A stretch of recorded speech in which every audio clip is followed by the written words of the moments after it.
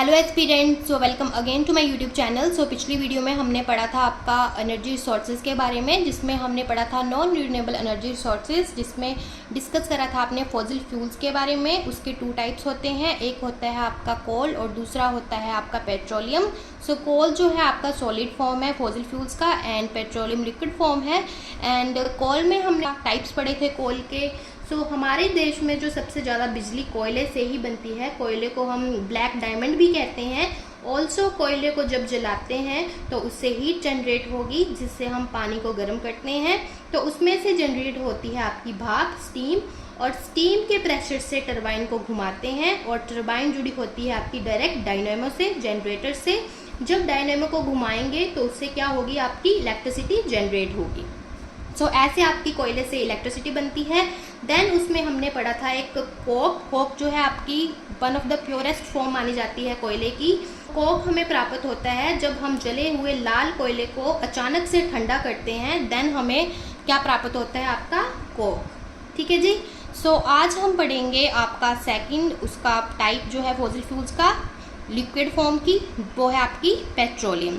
सो petroleum को आप crude oil भी बोलते हो, कच्चा तेल। एंड पेट्रोलियम आपका टू टाइप से बनता है, एक है आपका पेट्रो और दूसरा है ओलियम। पेट्रो का मतलब होता है rocks and oleum means oil. So आप इसको चट्टानों का तेल भी बोल सकते हैं। अगर मैं आपसे पूछूं कि देश कौन सा है जहाँ पे सबसे ज़्यादा पेट्रोलियम हमें प्राप्त होता है, तो वो है आपका सऊदी अरेबिया एंड यूएसए। ठीक है जी। आगे है आपका जो पेट्रोलियम है, आपके दो प्रोडक्ट्स उसमें मेन होते हैं, एक होता है आपका कार्बन और एक होता है आपका हाइड्रोजन।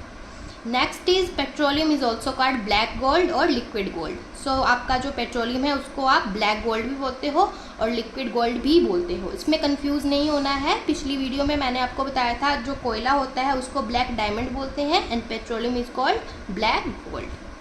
आगे है आपका petroleum product separated from crude oil in the refineries.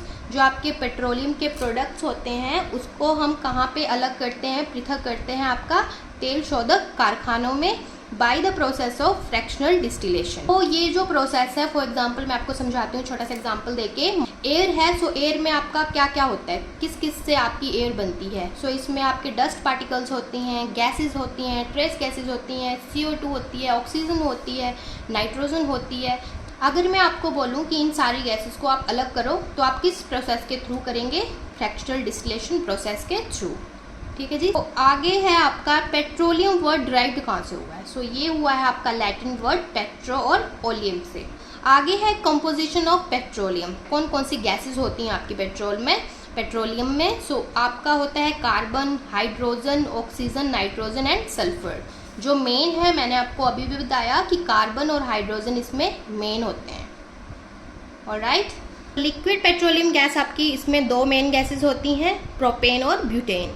LPG is also called kitchen gas भी बोलते हैं हम इसको, also known as stench gas. और इसमें जो मेन होता है वो होता है ethyl mercaptan and ethane thiol, जिसको आप LPG के साथ मिक्स करते हो, सो दैट जब आपका सिलेंडर लीक हो तो हमें स्मेल आ सके और हमें पता लग सके कि दुर्घटना होने वाली है एंड हम खुद को बचा सकें। तो इसलिए इसमें हम इथाइल मरकैप्टन और इथेन थायोल है वो मिक्स करते हैं LPG के साथ। ऑल्सो इसको हम स्मेलिंग एजेंट ऑफ LPG भी बोलते हैं।